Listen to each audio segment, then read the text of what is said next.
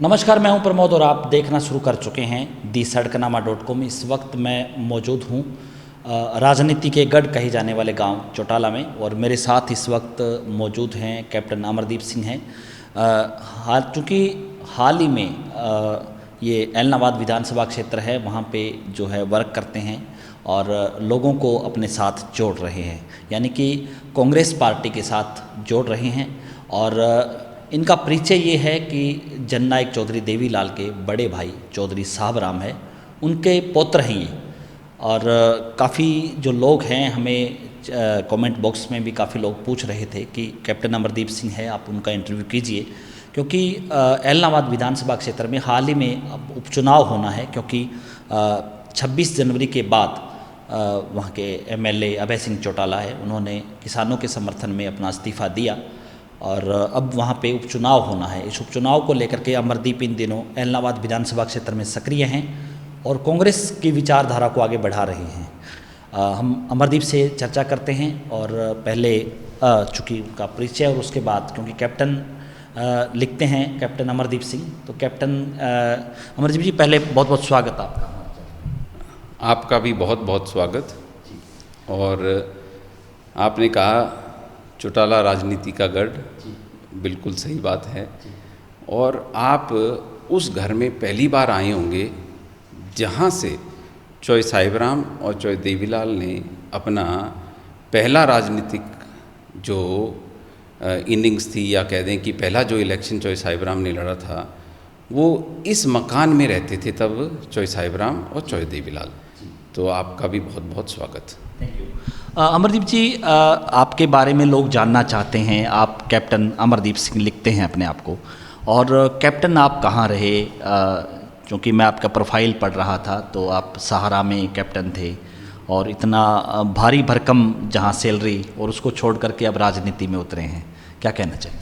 देखिए, मैं मेरे पूर्वजों को देख के, उनकी तपस्या और त्याग को देख के मैंने मेरा जीवन शुरू किया। मैं सबसे पहले एक मोदी लुफ्त एयरलाइंस होती थी और 1 अप्रैल 1993 में मेरी वहाँ की जॉइनिंग है। मैं एक एयरलाइन कैप्टन था और जब मैंने पहली मेरी जॉब की जॉइनिंग थी तो मैं अपने पूरे देश का, भारत देश में सबसे कम उम्र का एयरलाइन पायलट था। और बाकी उसके बाद जैसे जैसे एयरलाइंस आगे आती रही और कोई एयरलाइंस के टेक ओवर हुए, तो मेरी लास्ट जो सर्विस थी वो 1 मई 2019, जो कि पूरे 26 साल मेरी सर्विस के कंप्लीट हुए, उसके वहाँ से मैंने अपने आप को विड्रॉ किया और मैं जन सेवा में आ गया हूँ। वहाँ पे आप ठीक कह रहे हैं कि जी सैलरी, देखो मेरे को अच्छा मौका मिला और मैंने उस अच्छे मौके को या उस ओपनिंग को मैंने बिल्कुल बड़े तरीके से, बड़ी मेहनत से वहाँ जाके आखिरी मेरी जो पोस्ट थी वो मेरी फील्ड की बिल्कुल जो टॉप पोजीशन जो एक पायलट गेन कर सकता है वो मैंने गेन करी। और मेरी लास्ट जो पोजीशन थी वो director training, post holder training, जिसको आप कहेंगे कि जो एविएशन का जो रेगुलेटर है उसकी एक रिस्पॉन्सिबल पर्सन की उस एयरलाइन में सेफ्टी के काफ़ी मायने, आपको पता ही होगा कि ये एविएशन जो है ये एक अलग फील्ड है। तो वहाँ से मैंने अपने आप को विड्रॉ किया और मुझे बड़ा अच्छा एक्सपोजर मिला उस मेरी लाइन से। अब आप राजनीति में उतरे हैं, पहले विज़न की बात करें तो क्या, किन परिस्थितियों में आप राजनीति में आना चाहते हैं, जिस तरह से आप उतरे हैं? और एलनाबाद विधानसभा क्षेत्र जहाँ पे लंबे समय से ये कहूँगा कि आपके ही परिवार का वो गढ़ रहा है इलाका, वहाँ से ओम प्रकाश चौटाला कई बार विधायक रहे, प्रताप सिंह चौटाला है जो उनके भाई हैं वो विधायक रहे, और अभी पिछले 3 प्लान से जो है अभय सिंह चौटाला है वहाँ पे विधायक हैं। मेरे परिवार ने अपना सारा जीवन जन सेवा में बिताया है। मैंने चौधरी साहिब राम को और चौधरी देवीलाल को बड़ी नज़दीकी से देखा है हम शुरू हुए, मैं कहूँगा कि फ्रीडम मूवमेंट से, जो स्वतंत्रता संग्राम था, वहाँ से मेरे परिवार जन जो है वहाँ से शुरू हुए। और मेरा विज़न जो है बड़ा क्लियर है कि जी जैसे मेरे को जो मैंने मेरे लिए करना था, मेरे को अच्छी शिक्षा मिली, अच्छे स्कूल से मैं पढ़ा, फिर मेरे को इतने बड़े घर में मैं पैदा हुआ, तो मेरे को कुछ अपॉर्चुनिटीज़ मिली जो ये मेरी सर्विस की है, या आप कह लो फार्मिंग की। जो आज का अगर हम देख लें, जो आज के हालात हैं कि मेरी दो फील्ड थी, एक तो सर्विस, आप उसको चाहे कह लो रोज़गार, जो हमारे इलाके में एक बहुत सख्त ज़रूरत है, और एक किसानी। तो मैंने मेरी फार्मिंग भी, मेरी खेती भी, जो मेरी किसानी भी है, बड़ी रिस्पॉन्सिबिलिटी से निभाई।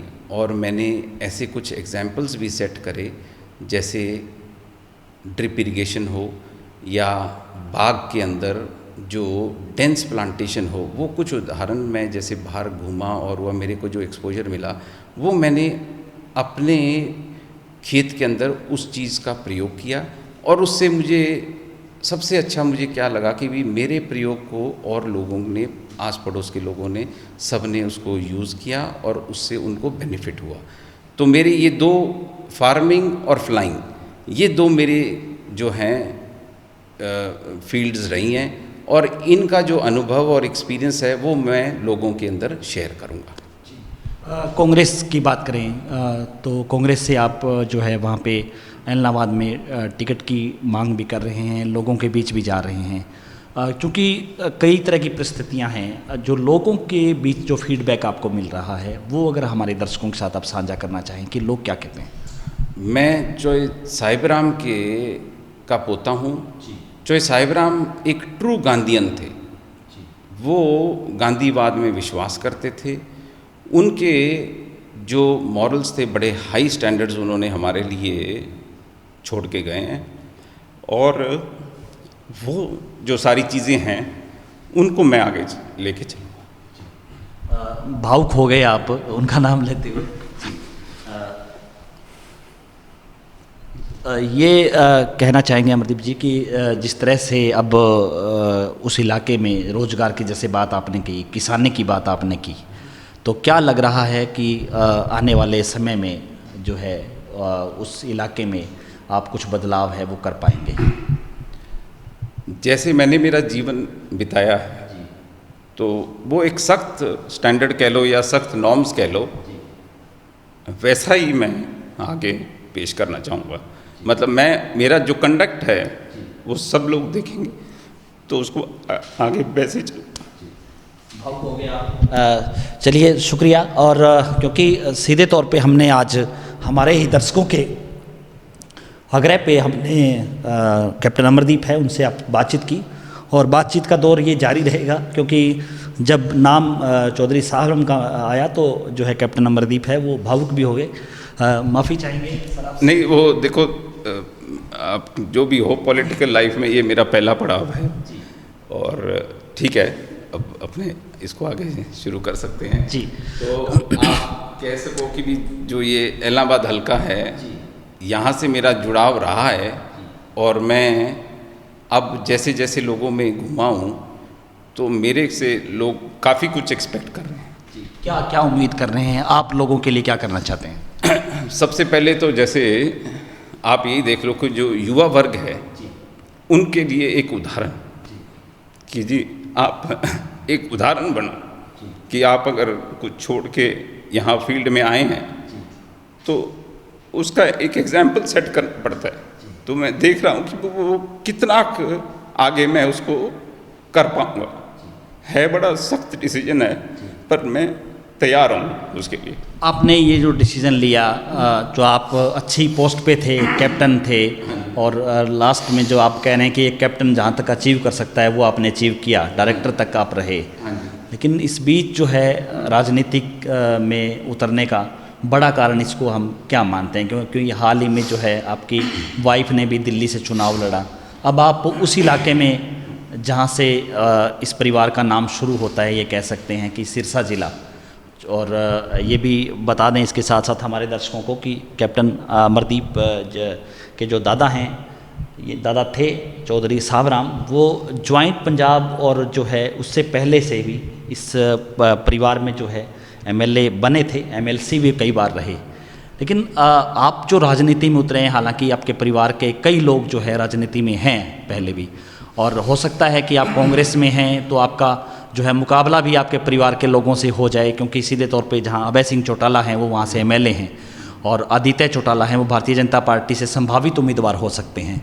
तो इस बीच आपको लगता है कि जो लोगों में आप वोट की अपील करेंगे तो उसको कुछ चीज़ें फेस करने को भी मिलेंगी, या लोग क्या एक्सेप्ट करें आपसे? मेरी विचारधारा जो है वो कांग्रेस के प्रति जो है वो मेरी कांग्रेस की विचारधारा से मैं प्रभावित हूँ, और मैं यही कहूँगा कि जी मेरा पूरा जीवन जो है वो उसी विचारधारा को समर्पित करूँगा मैं।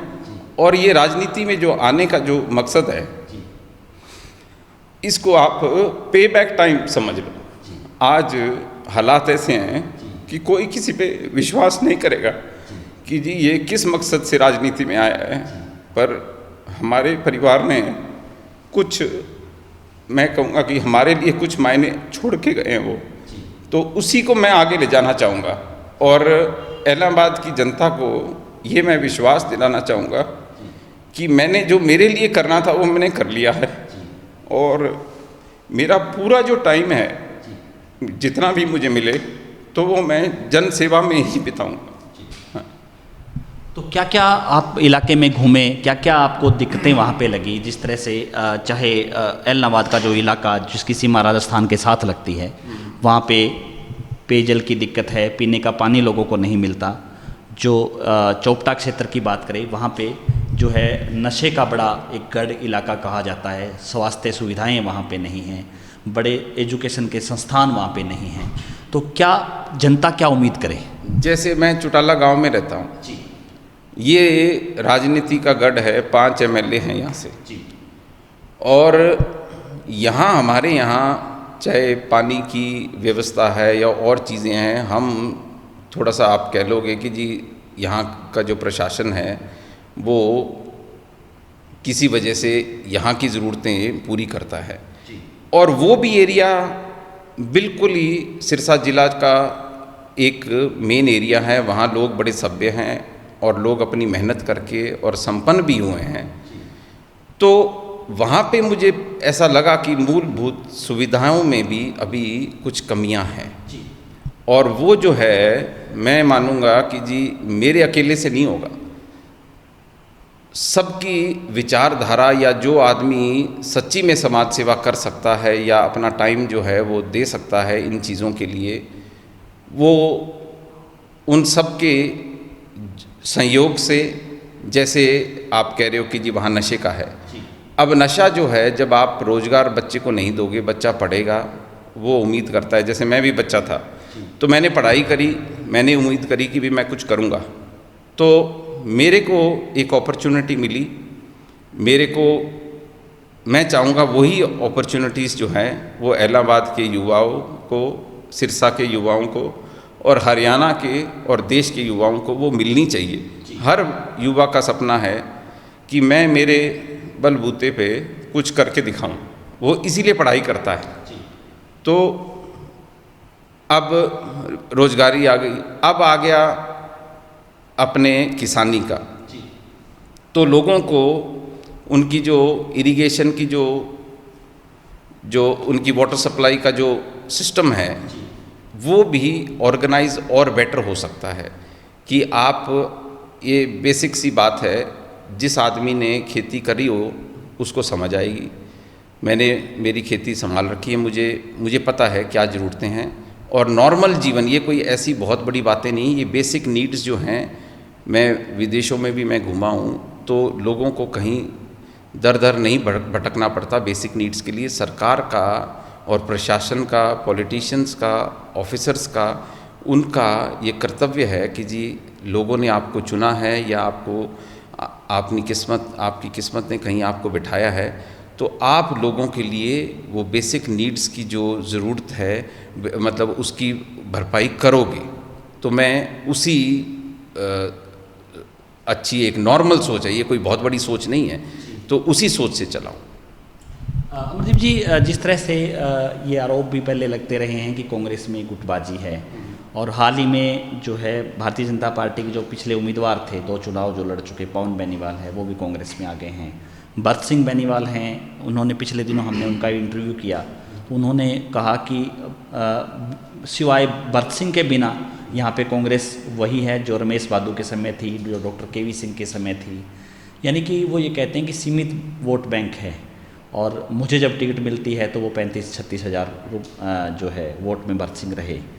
अब वहाँ की परिस्थितियाँ आपको क्या लगता है? एक तो टिकट जो है पाने में आप कामयाब हो पाएंगे, दूसरा जो इस तरह के जो 2 बड़े नेता हैं जो कांग्रेस में आ गए हैं, उनके बीच भी आपको लगता है कि कोई गुटबाजी का शिकार आप होंगे या नहीं हो पाएंगे? देखो, भरत सिंह जी बहुत सीनियर लीडर हैं, उनका अनुभव बहुत है और मुझे लगता है कि वो मेरे लिए एक गाइडिंग फोर्स बनेंगे।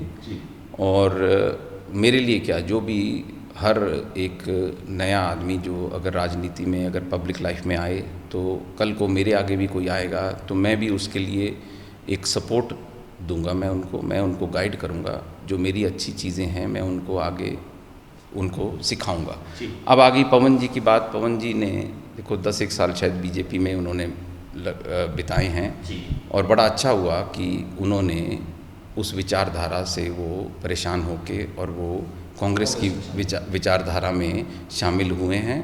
और गुटबाजी का कोई ऐसा नहीं है। देखो, हर इंडिविजुअल के एस्पिरेशंस होते हैं।